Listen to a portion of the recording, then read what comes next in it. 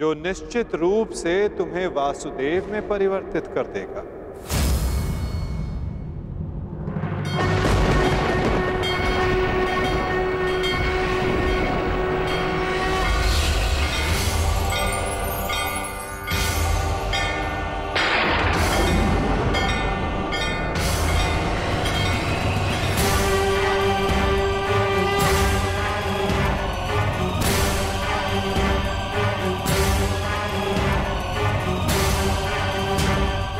ये लो पौंड्रक, वो अस्त्र जिसका वास्तविक वासुदेव के पास होना अनिवार्य है।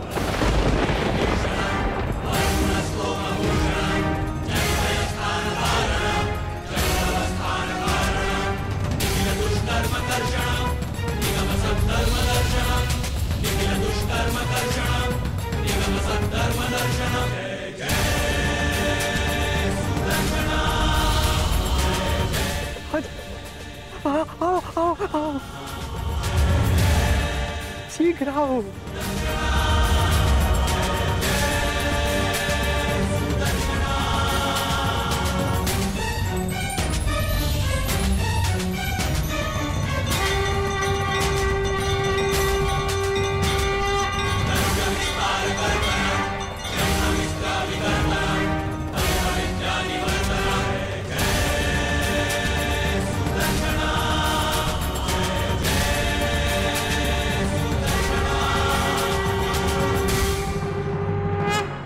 अंततः वो समय आ गया जिसकी मुझे बरसों से प्रतीक्षा थी। मुझे मेरा सुदर्शन चक्र मिल गया मुझे मेरा सुदर्शन चक्र। अब मुझे परास्त कोई नहीं कर सकता, क्योंकि मैं अब सर्वशक्तिशाली हूं। मैं वासुदेवा।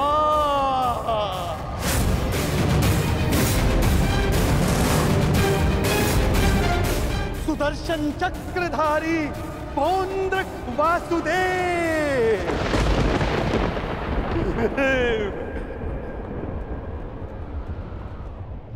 अब समझा मूर्ख सूत पुत्र कि वास्तविक वासुदेव कौन है?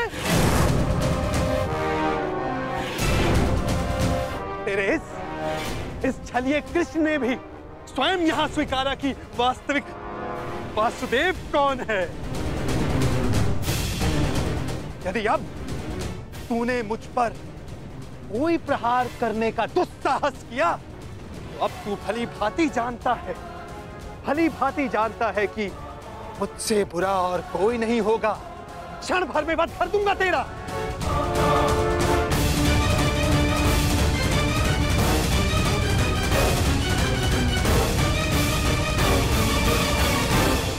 और तुम पांडु पुत्रों, अब तुम देख रहे हो ना कि सुदर्शन चक्र अब किसके हाथों में है?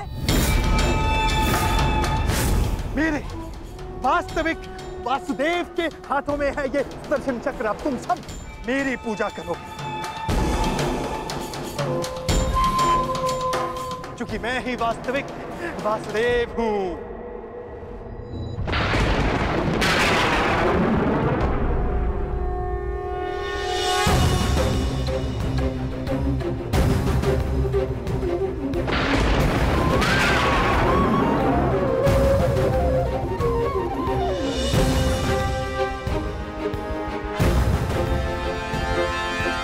चक्र का भार क्यों बढ़ता जा रहा है?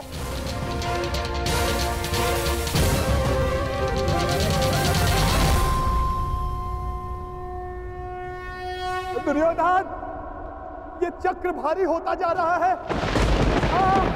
ये चक्र मुझे कुचल देगा।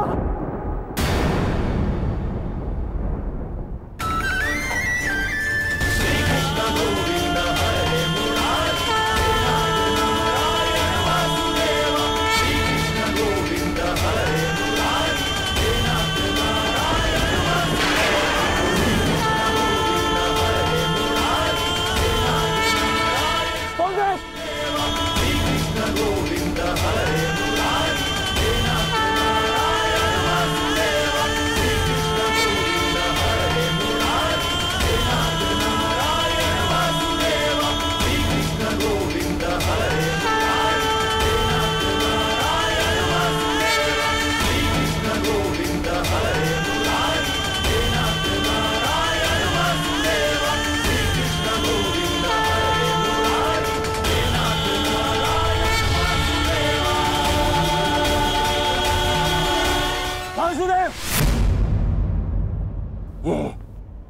क्या किया आपने? बंद कर दिया, छल किया, फिर से छल किया आपने।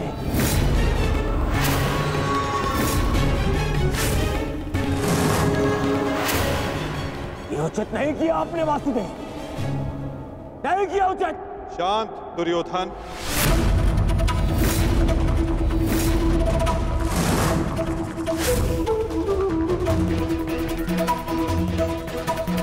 इतना क्रोधित क्यों हो रहे हो गांधारी नंदन?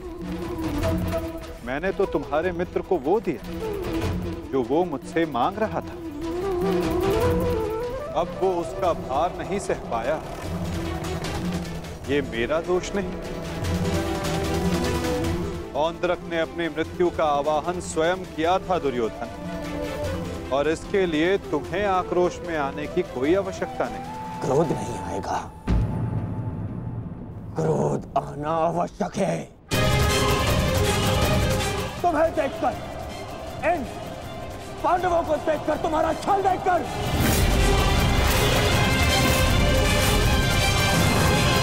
कैसा छल दुर्योधन?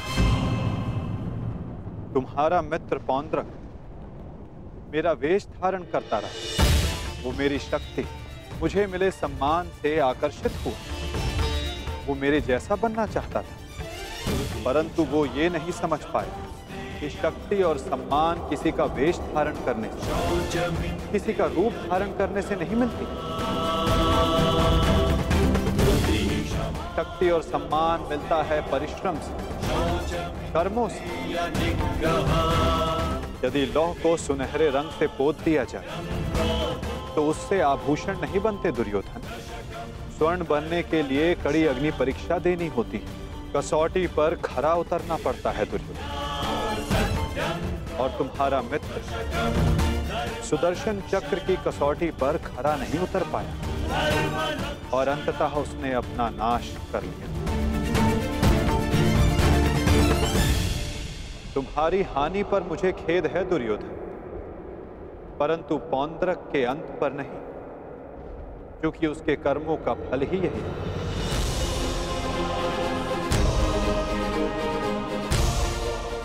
अब आज्ञा दे युवराज।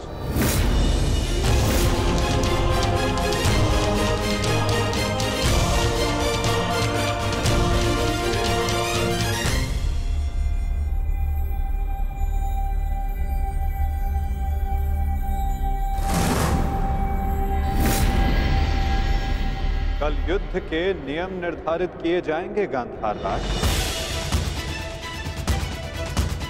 जब युद्ध क्रीड़ा में नियम निर्धारित किए जा रहे थे तब वहां मैं उपस्थित नहीं था, परंतु इस बार उत्सुक हूं ये जानने के लिए कि इस युद्ध में अपनी विजय के लिए आप क्या नियम बनाएंगे गांधार राज।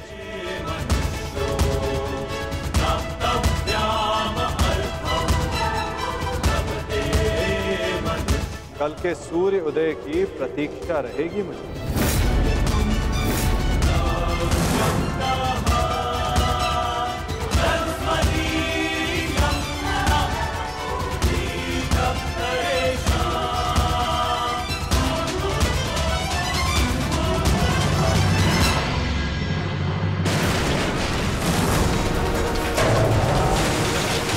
क्या हो गया? ये क्या कर रहे हो तुम? हाँ, देखो देखो दुर्योधन, देखो। नहीं दुर्योधन। मैं उस वासुदेव को नहीं छोड़ूंगा।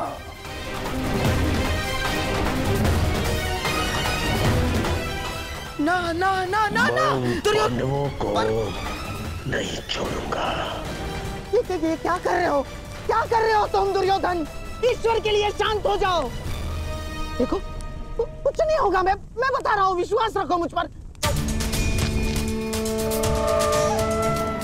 आप शांत हो जाइए, अन्यथा मैं आपको शांत कर दूंगा। नहीं, देखो दुर्योधन। हाँ, शांत हो जाओ दुर्योधन। देखो तनिक सोचो, पौंड्रक के जाने से हमें कोई हानि नहीं पहुंची है, कोई हानि नहीं पहुंची है दुर्योधन। इस संसार में हर कोई अपना एक प्रयोजन लेकर आता है और पौंड्रक ने भी यही किया। पौंड्रक का केवल एक ही प्रयोजन था कि वो मद्रराज शल्य को भ्रमित कर दे, और पौंड्रक ने अपने जीवन का प्रयोजन सिद्ध कर दिया है दुर्योधन। अब हमारे पास 11 अक्षौणी सेना है और पांडवों के पास केवल 7 दुर्योधन, केवल 7। अब ये विलाप का समय नहीं है, उत्सव का समय है, उत्सव का। उत्सव मनाओ। वो तो ठीक है मामाश्री,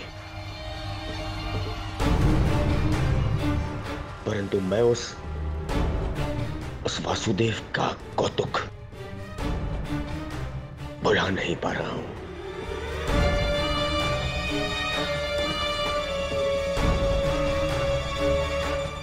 हाँ, हाँ, देखो सब ठीक हो जाएगा दुर्योधन। हाँ? तुम बैठो बैठो बैठो। अब ये सब कुछ छोड़ो ना दुर्योधन। देखो युद्ध में वो कृष्ण छलिया कुछ नहीं कर पाएगा। पूछो क्यों? तो निहत्था है वो। अब इस समय हमारा पक्ष सबल है, हमारा पक्ष, और पासा हमारे हाथ में है दुर्योधन, हमारे हाथ में। कैसा पासा? अब देखो, कल युद्ध के नियम निर्धारित किए जाएंगे। ऐसे नियम बनाऊंगा कि पांडव पक्ष आ जाएगा, और फिर वो छलिया कुछ नहीं कर पाएगा, वो छलिया।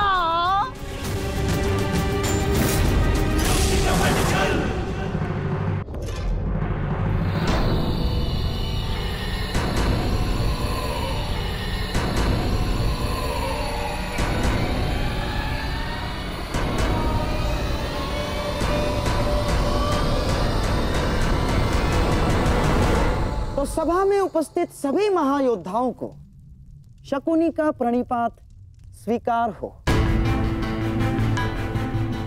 जैसे कि हम सब जानते हैं कि हम सभी एक महायुद्ध में भाग लेने जा रहे हैं, परंतु बड़े खेद के साथ एक बात सूचित करना चाहूंगा इस सभा में। जैसे कि हम पर, अर्थात कौरवों पर हमेशा से, सदा से लांछन लगते आ रहे हैं, आरोप लगते आ रहे हैं कि हम छल करते हैं, हम कुचक्र करते हैं, हम षड्यंत्र रचते हैं, है ना वासुदेव?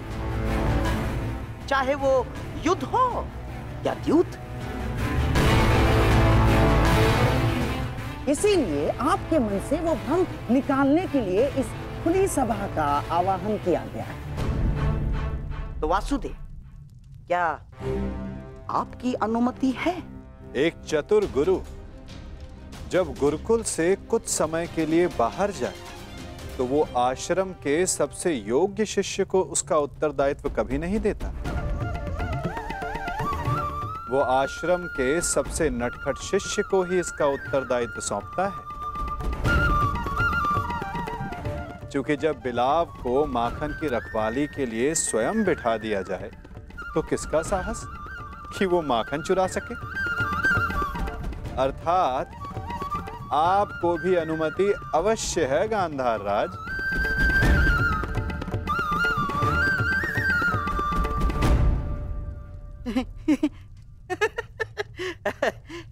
वासुदेव, आपका विनोद समझने में मैं असक्षम हूं। मेरे कहने का आशय मात्र केवल इतना है गांधार राज कि मैं आपके वचनों से सहमत हूं। यद्यपि युद्ध सीमा बढ़ाने या सीमा पर अतिक्रमण रोकने के लिए होता है, तो युद्ध के नियम और सीमा निश्चित कर लेना आवश्यक है।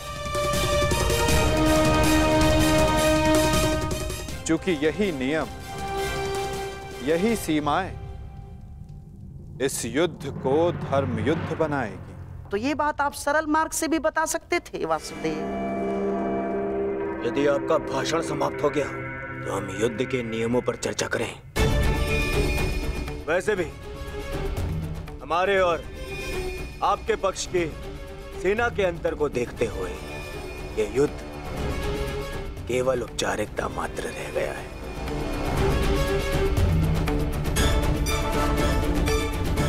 नियम बने या ना बने, हमारी विजय निश्चित है।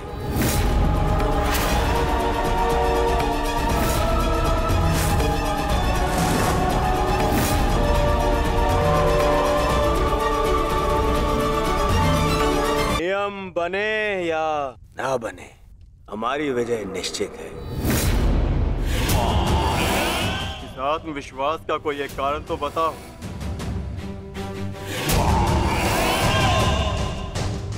खाता दुर्योधन, मैं एक नहीं, दो नहीं, तीन कारण बताता हूं। जो समझ आए चुन लेना।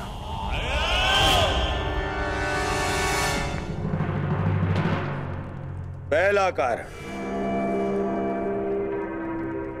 पितामह भीष्म जिन्हें इच्छा मृत्यु का वरदान है।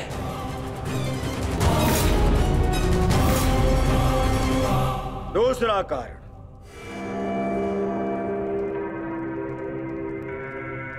आचार्य द्रोण जिन्होंने तुम पांडवों को शस्त्र संधान की शिक्षा दी।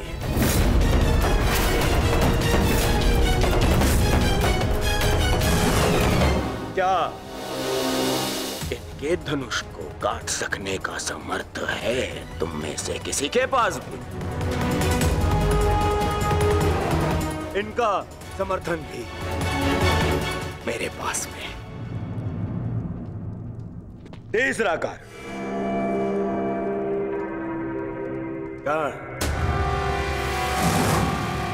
ब्रह्मास्त्र, ब्रह्मांडास्त्र और ब्रह्मशिरास्त्र जैसे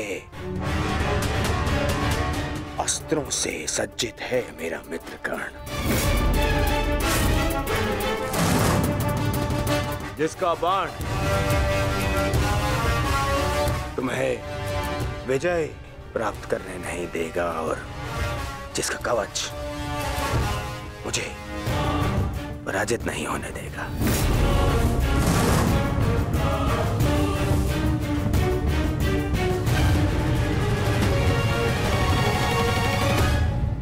इसके अतिरिक्त मोहम्मद शकुनी जिनकी कूटनीति का तोड़ तुम में से किसी के पास नहीं है। हाँ मामा श्री,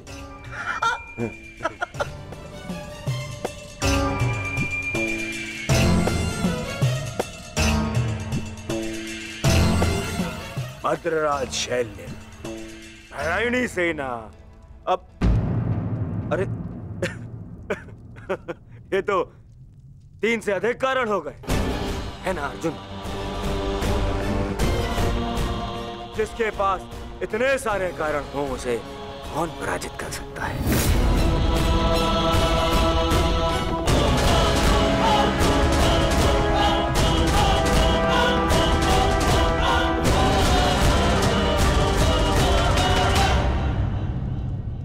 विजय और पराजय का निर्णय तो युद्ध के अंतिम दिन होगा हस्तिनापुर युवराज। नियम तो केवल युद्ध का मार्गदर्शन करते हैं। अंत में कौन कितनी सीमा में रहता है और किसे सीमा तोड़ने का दंड मिलेगा, ये तो समय ही बताएगा।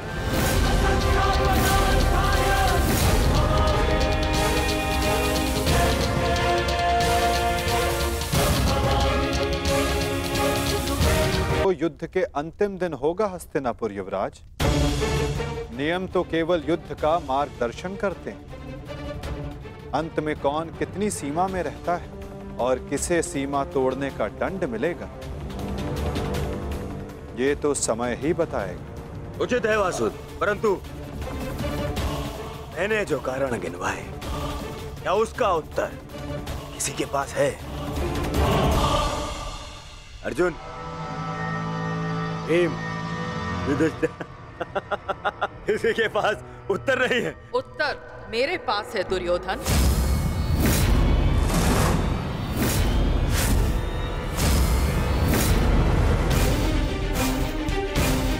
मैं नया जन्म लेके आऊंगी भीष्म, तुमसे प्रतिशोध पूर्ण करने।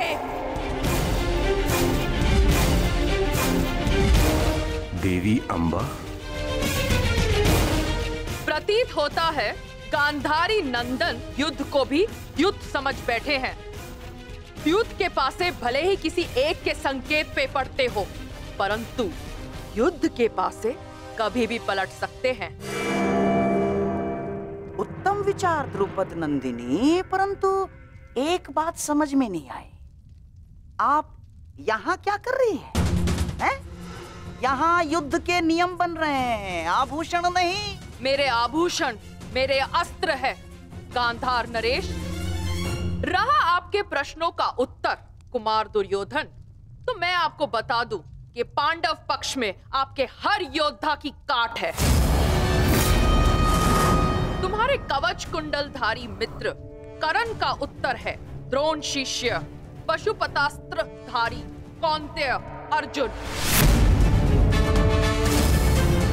आपकी अगली सुरक्षा पंक्ति आचार्य द्रोण।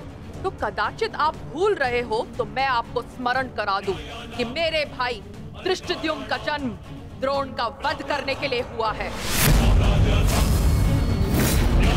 रही बात आपके प्रिय मामाश्री की, नारायणी सेना की, तो मैं आपको बता दूं स्वयं नारायण पांडवों के मार्गदर्शक है।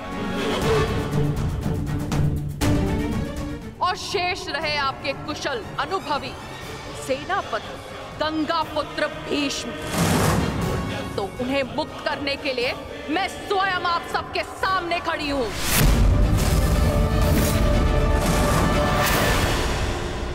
महाबली भीष्म को संसार भीषण से भीषण अपनी प्रतिज्ञा से जानते हैं, तो उन्हें यह प्रतिज्ञा भी निभानी होगी कि वो मेरे सामने शस्त्र नहीं उठाएंगे। तो कौरव दल स्वागत कीजिए पांडव पक्ष के सेनापति वीरांगना शिखंडिनी का। अद्भुत पांचाल कुमारी, अद्भुत। परंतु यह समय युद्ध की ललकार देने का नहीं है। यहाँ हम युद्ध के नियम निर्धारित करने के लिए बैठे हुए हैं, इसीलिए आप अपना स्थान ग्रहण करें। तो अब बिना किसी विलंब के युद्ध के नियम निर्धारित करने के लिए चर्चा की जाए। जैसे कि कुरुकुल की रीति रही है कि सदैव सबको समान अवसर दिया जाए, इसीलिए युद्ध के नियम निर्धारित करने के लिए भी हम कौरवों की तरफ से सभी उपस्थित महायोद्धाओं को नियमों का सुझाव देने का समान अवसर दिया जाएगा।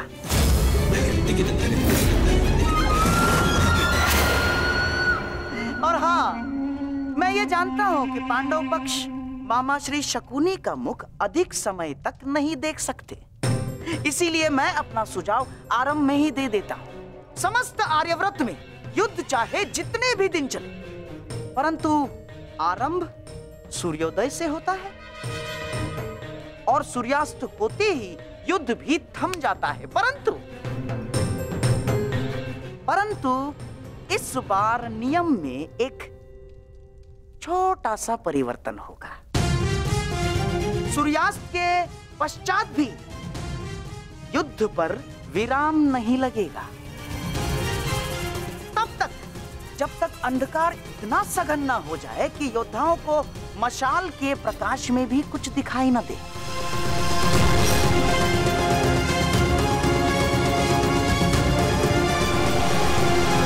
स्वीकार है, परंतु स्मरण रहे मामाश्री, यह नियम सब पर प्रभावी होगा। जब तक अंधकार में मैं देखने में असक्षम ना हो जाऊं, मैं प्रहार करता रहूंगा। और स्मरण तो आपको है ही कि अंधकार में भी अर्जुन अपने लक्ष्य से कभी नहीं चूकता। मेरा भी एक सुझाव है। युद्ध में घायल या लड़ने में असमर्थ या निरस्त्र हुए योद्धा पर विपक्षी प्रहार नहीं करेगा। अति उत्तम मित्र, हमें स्वीकार है। अद्भुत अंगराज, आपका न्याय दर्शन तो सराहनीय है। हमें आपका ये नियम स्वीकार है।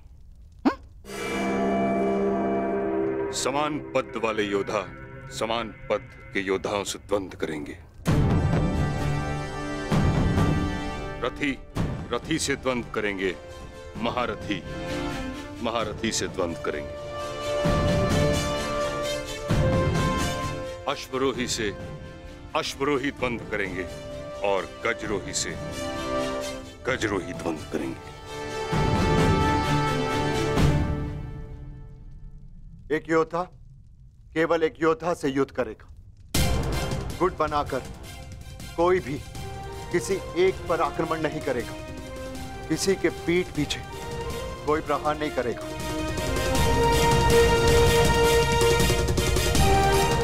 यदि विपक्षी ने पहले छल किया तो क्या प्रतिपक्षी को उसका उत्तर देने का अधिकार है?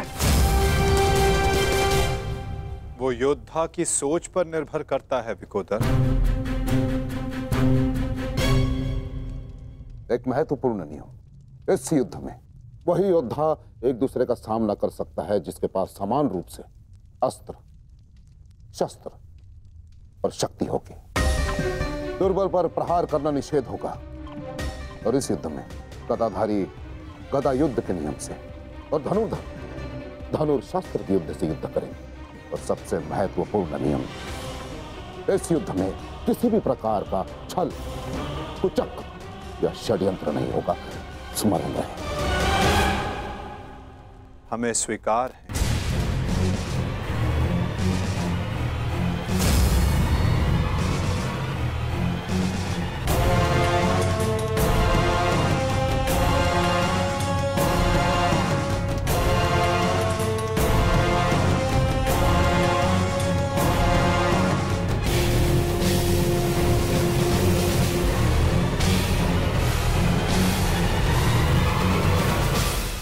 युद्ध के सारे नियम निर्धारित हो चुके हैं, परंतु अभी भी पांडव पक्ष से मुझे एक छोटी सी समस्या है। युद्ध के सारे नियम निर्धारित हो चुके हैं, परंतु अभी भी पांडव पक्ष से मुझे एक छोटी सी समस्या है। कैसी समस्या गंधार राज? धर्मराज ना, अर्थात ये युद्ध समान पद, बल, शक्ति और हम पुरुषों के मध्य हो रहा है, तो आपके दल में एक स्त्री क्या कर रही है?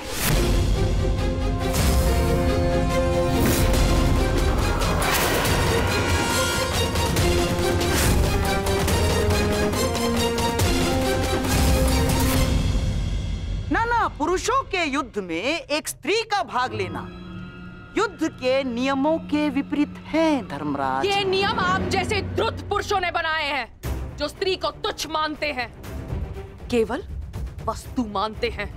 शिव शिव शिव शिव शिव शिव शिव शिव, ये क्या कह रही हैं आप? ये नियम तो स्वयं महादेव ने बनाए हैं। महादेव, आपको स्मरण है ना, जब देवी पार्वती ने असुरों का नाश करने के लिए माता काली का रूप धारण किया था, तो स्वयं महादेव ने भी उन्हें रोकने के लिए अपने बल का प्रयोग नहीं किया ना, अपितु वो स्वयं माता काली के समक्ष नतमस्तक हो गए। जब स्वयं ईश्वर इस नियम का पालन कर सकते हैं, तो हम तो केवल साधारण मनुष्य हैं। कोई भी पुरुष योद्धा एक स्त्री पर आक्रमण नहीं करेगा। यही युद्ध के आधारभूत नियमों में से एक है। और यदि ऐसे में यानी एक स्त्री को पांडव दल का सेनापति पद दिया जाता है, तो कौरव, बेचारे कौरव तो बिना युद्ध लड़े ही हार जाएंगे। क्या ये अधर्म नहीं है? बताइए।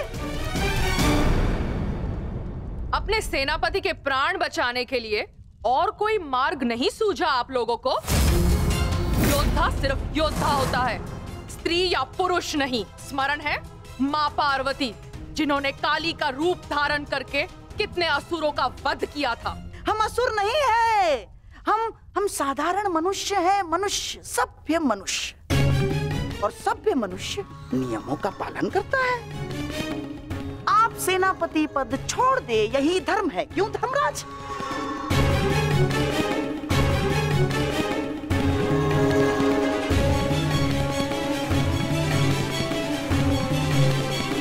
हाँ, तो सबके समक्ष युद्ध के सभी नियम निर्धारित हो चुके हैं। हाँ, परंतु अभी भी किसी के मन में शंका कुशंका हो तो यहाँ अपने विचार प्रकट कर सकते हैं।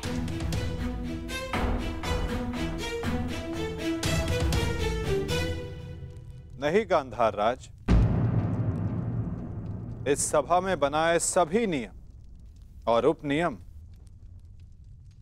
हमें स्वीकार है।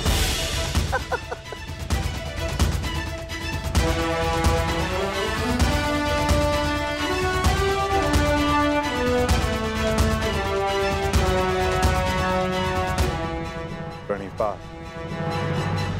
प्रणिपात।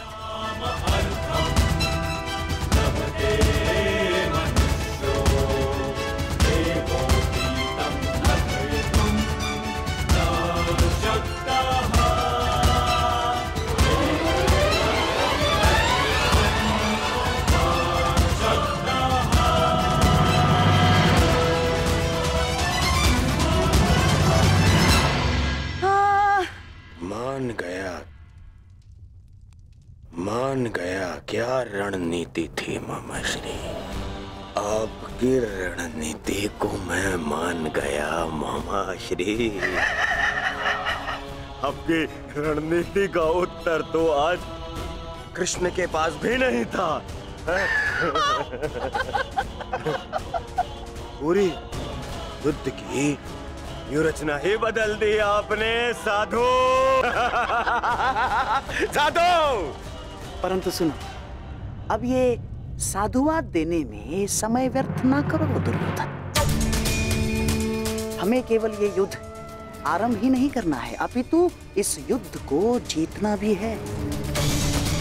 और युद्ध में विजय प्राप्त करने के लिए अनुकूल परिस्थितियां बनानी पड़ती हैं।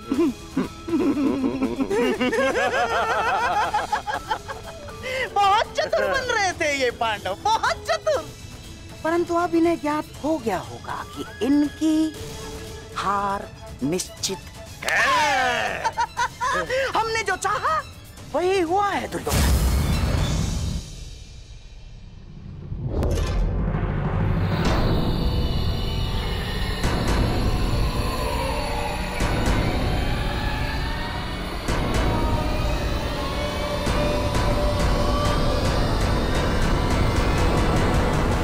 दीना अपनी कायरता गंगा पुत्र। फिर से मौन रहकर तुमने अपने इच्छा मृत्यु के वरदान को लंबा कर दिया। फिर से अपनी दृष्टि झुकाकर तुम्हें लगता है कि तुमने अंबा के प्रतिशोध को झुका दिया।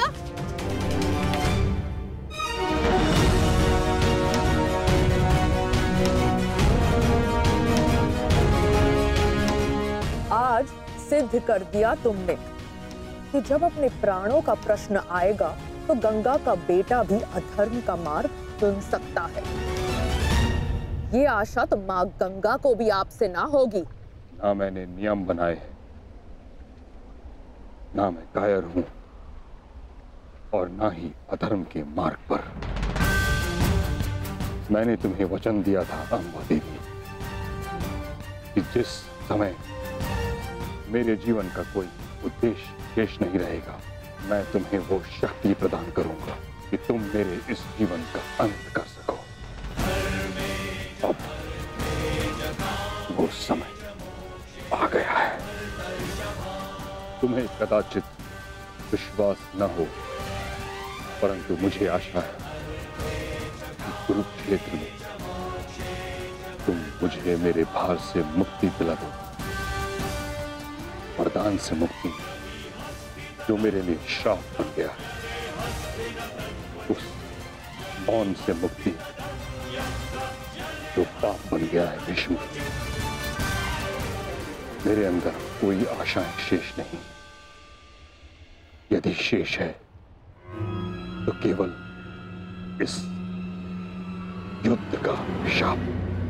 आपको इतना व्यथित देखकर बड़ी शांति मिली गंगा पुत्र। कदाचित आपको अब अनुभव हो गया है कि कैसा प्रतीत होता है जब मनुष्य के जीवन में कोई आशा, कोई उत्साह न रहे। स्मरण है भीष्म, यही मेरे जीवन के साथ किया आपने। एक वचन के लिए मेरा पूरा जीवन भस्म कर दिया। परंतु एक बात स्मरण रखना, इतनी सरलता से मैं अपने शत्रु को मुक्त नहीं होने दूंगी। मेरी प्रतीक्षा करोगे तुम गंगा पुत्र कि मैं कब तुम्हें मुक्त करूं। हर पल एक जन्म के समान होगा और प्रतीक्षा का आरंभ होता है अब।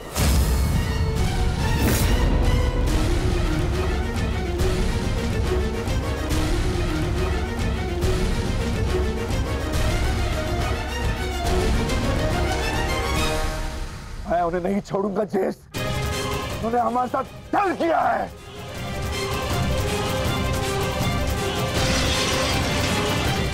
राजा भीम, शांत हो जाइए। ठहरो भीम, ये मेरा आदेश है।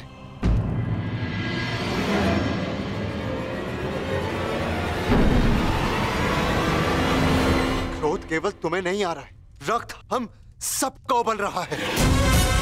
एक और हमारे ही मामा श्री को छल के कारण हमारे विरुद्ध युद्ध करना पड़ रहा है, और दूसरी ओर बड़ी ही चतुरता से उन्होंने शिखंडिनी को युद्ध से दूर कर दिया।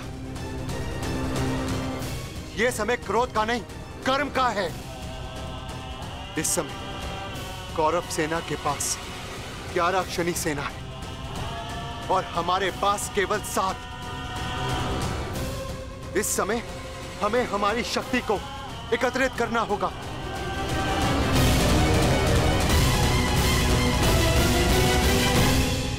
वासुदेव, क्या हम कभी भी कौरवों से न्याय की आशा नहीं रख सकते? गांधार राज और दुर्योधन से तो हम न्याय की आशा नहीं रख सकते, परंतु अंगराज कर्ण से, दानवीर कर्ण से आशा अवश्य की जा सकती है।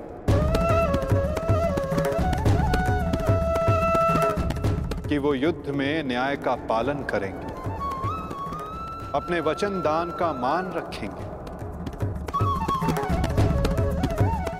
हम सब ने देखा कि अंगराज ने कौरवों के पक्ष में होते हुए युद्ध के लिए कैसे न्याय संगत नियम बनाए। परंतु वासुदेव, वो दुर्योधन के विरुद्ध कभी नहीं जाएगा, और उस दुर्योधन से मुझे न्याय की कोई आशा नहीं। कायरों की भांति हमारी सैन्य शक्ति को छिन्न भिन्न करने लगा है। ज्येष्ठ, बहुत हो गई सभा, बहुत बनकर नियम, अब बस। अब समय आ गया है उस दुर्योधन को उचित उत्तर देने का। ठहरो भीम,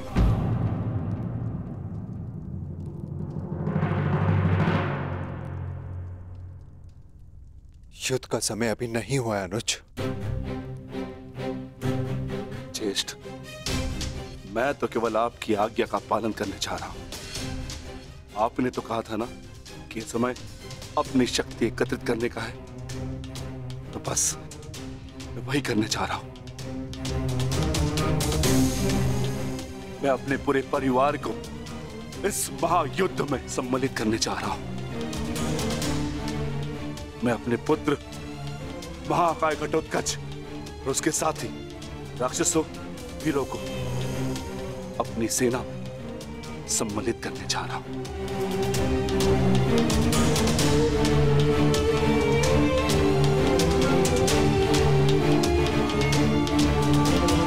तुम उचित कह रहे हो अनुज। तुम्हें शीघ्र अतिशीघ्र यहां से प्रस्थान करना चाहिए।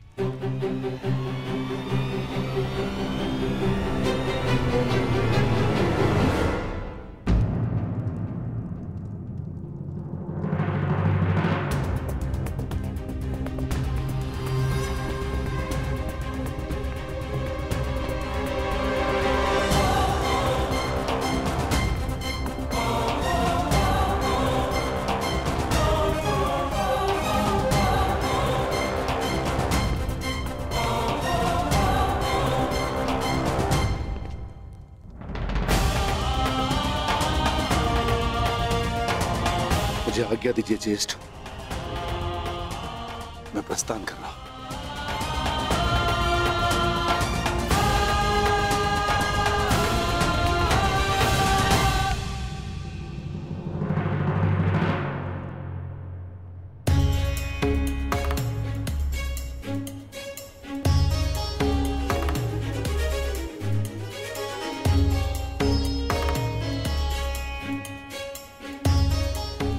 प्रणिपात वासुदेव, मैं अपने पुत्र को लेने जा रहा हूं, आशीष दीजिए।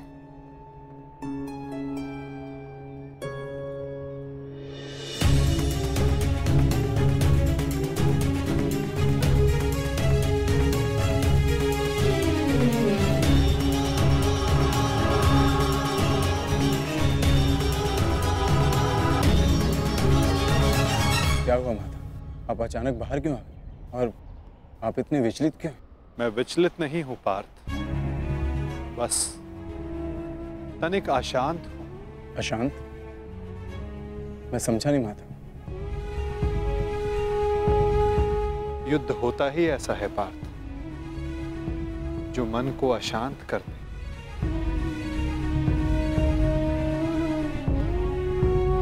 समय एक बहती धारा के समान होता है पार्थ।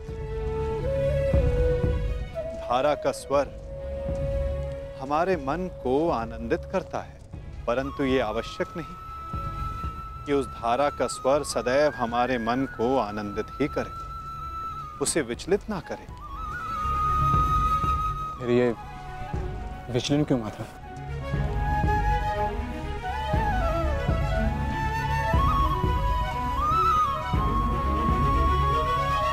अन्न,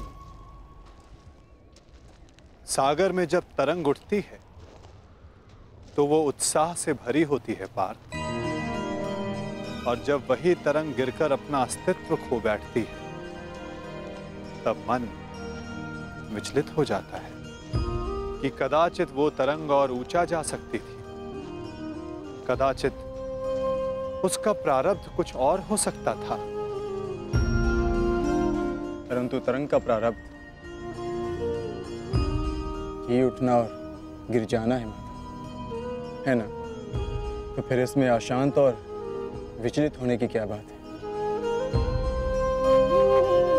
तुमने सही कहा पार्थ, मुझे विचलित नहीं होना चाहिए, परंतु तुम बताओ कि तुम्हारा मन इतना अशांत क्यों है, इतना विचलित क्यों है? ऐसा कौन सा भाव है जो तुम्हें कष्ट दे रहा है? बोलो पार्थ। दानवीर कर्ण से आशा अवश्य की जा सकती है कि वो युद्ध में नियमों का पालन अवश्य करेंगे।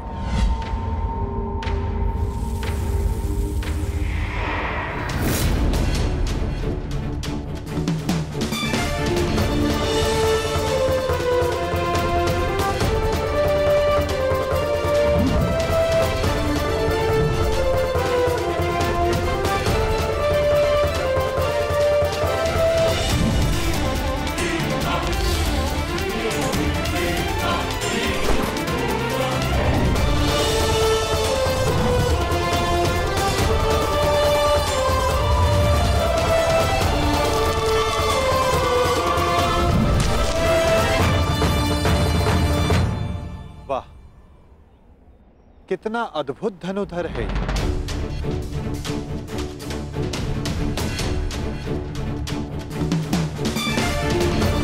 वासुदेव, आप प्रणिपात। ये मेरा सौभाग्य है कि मैं आपसे टकराया।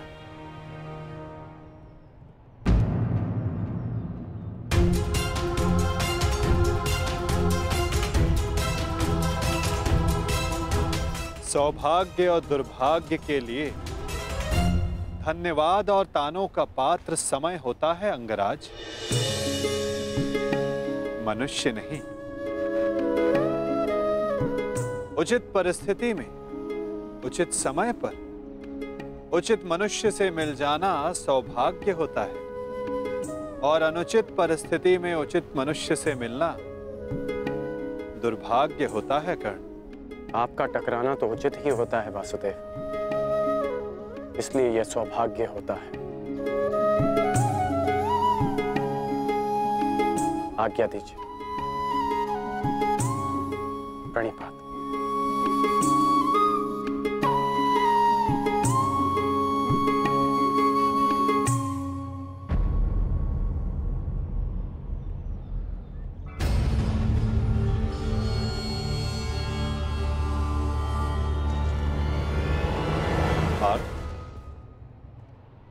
इसके शब्दों की भांति इसके बाण भी कितने अमोघ हैं ना। शब्दों का तो ज्ञात नहीं, परंतु लक्ष्य भेद करने के लिए मेरे बाण कर्ण से अधिक शक्तिशाली और तीव्र हैं माधव। और ये बात आप भली भांति जानते हैं। आज किसी के शब्दों में धार दिखाई दे रही है पार्थ।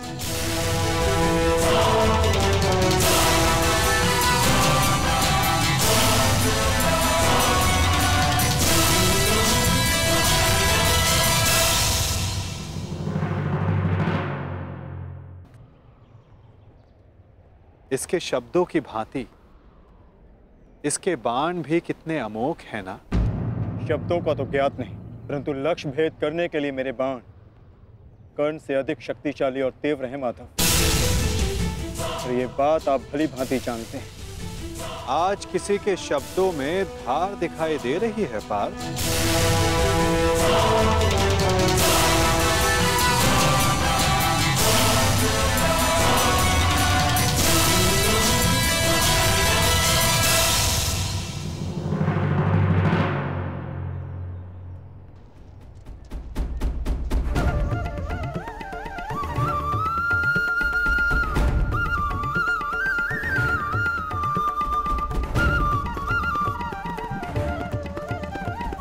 अब बता भी दो अपने सखा को, ऐसी कौन सी बात है जो प्रतिपल तुम्हें और अधिक अशांत किए जा रही है पार्थ। आप तो ऐसे कह रहे हैं माधव, जैसे कि आप तो कुछ जानते ही नहीं। कैसे जानूंगा, मैं कोई अंतर्यामी थोड़ी ना हूं। वाह माधव, जो संसार में कोई नहीं देख सकता उसे आप देख लेते हैं। जो सबके समक्ष है उससे अनजान होने का अभिनय करते हैं।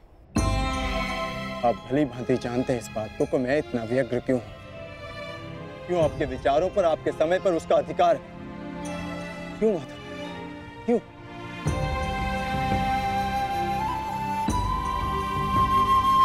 प्रशंसा उसकी की जाती है पार्थ जो प्रशंसा के योग्य होता है। महत्व उसे दिया जाता है जो महान होता है। और समय उसे दिया जाता है जो स्वयं समय को परिवर्तित करने की शक्ति रखता हो। और मैं क्या, कर्ण की कुशलता और लगन को देखकर उस पर कोई भी मोहित हो सकता है। ऐसा कोई नहीं जो कर्ण की कुशलता को अनदेखा कर सके। केवल उनके जो उसके प्रति ईर्ष्या रखते हैं। बस बस माधव, रुक जाइए।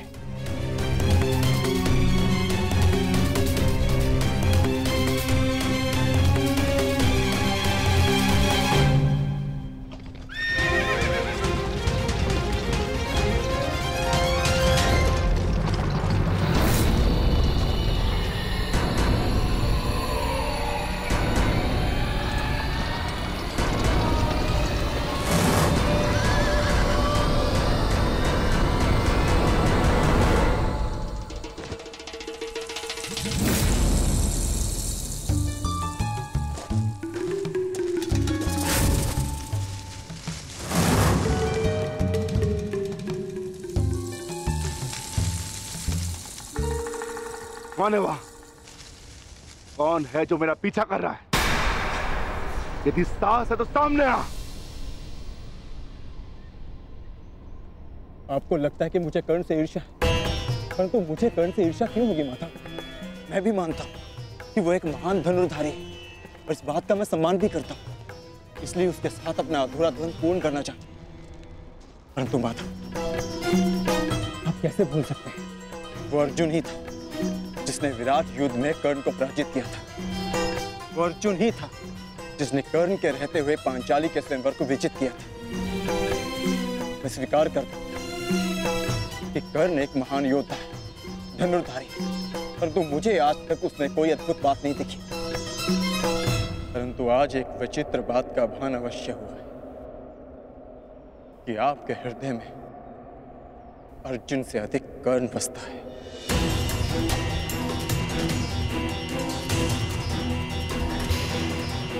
पार्थ, विराट युद्धगाह में तुमने नहीं, सूर्यास्त ने उसे परास्त किया था।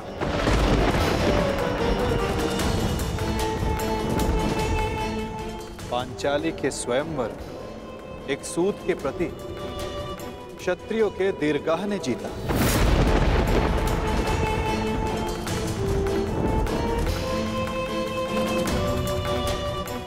और रही बात मेरे मन में सम्मान की, तो पार्थ, मेरे मन में, मेरे हृदय में जितना सम्मान तुम्हारा है, उतना ही सम्मान अंगराज कर्ण का है। पार्थ,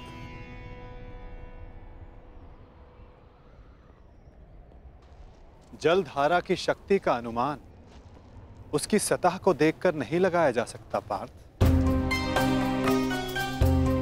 जलधारा की शक्ति उसके भीतर छिपे उथल तरंगों में होता है। पार्थ, जिसका अनुमान समय आने पर सबको हो जाता है।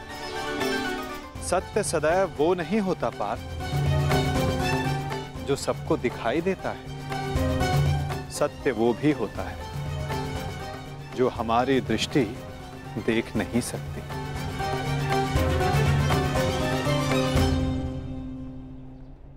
और बहुत शीघ्र तुम्हें उसका अनुमान भी हो जाएगा।